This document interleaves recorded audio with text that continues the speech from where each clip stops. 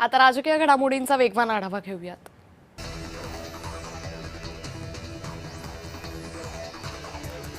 MPSC परीक्षा offline करण्यासाठी काँग्रेसचं नवी मुंबईतील एपीएमसी मुख्यालयाबाहेर बोलबितूत उपोषण सुरू आहे। काँग्रेसचे प्रदेशाध्यक्ष हर्षवर्धन सपकाळांनी उपोषणस्थळी भेट दिली।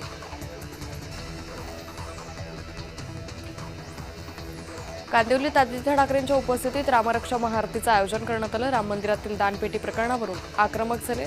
रामरक्षा महाआरती हनुमान चालीसा पठण झालं। ठाण्यात आनंद आश्रम इथे उपमुख्यमंत्री शिंदेंच्या पत्नीच्या वाढदिवसानिमित्त दिव्यांग बांधवांना मोफत छत्री वाटप करण्यात आलं।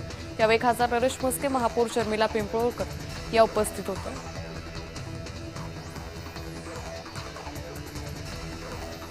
शरद पवार एनडीएमध्ये येतील असं मला अजिबात वाटत नाही, मंत्री छगन भुजबळांनी स्पष्टीकरण दिले।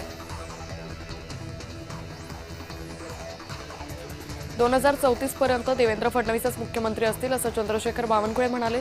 फडणवीस दिल्लीला जातील अशा चर्चा सुरू आहेत आणि अशातच बावनकुळेंनी हे वक्तव्य केले।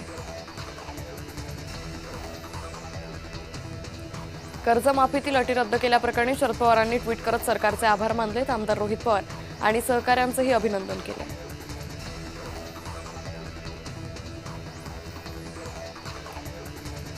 उबाठाला नगरसेवकाचं तिकीट देण्याचाही अधिकार नसलेले राऊत सांगतात, भाजपचा मुख्यमंत्री कोण होणार? पक्ष कार्यकर्त्यांच्या बळावर चालतो, इतरांच्या सांगण्यावर नाही, असं नवनाथ बन यांनी म्हटलंय।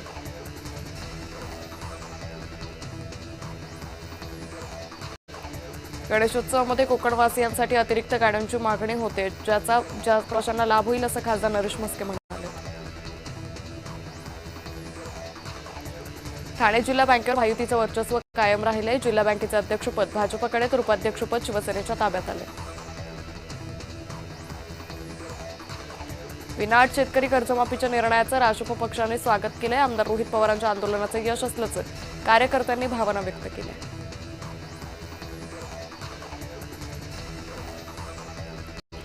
खासदार संजय राऊतांनी जरांगेंच्या मुलाची लीलावती रुग्णालयात जाऊन प्रकृतीची विचारपूस केली। शिवराजांची प्रकृती सुधारत असल्याची माहिती राऊतांनी दिली।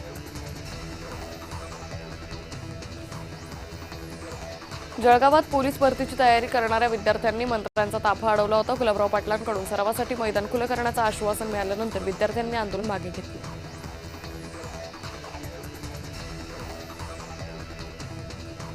आता गावाकडील बातम्यांचा वेगवान आढावा घेऊयात।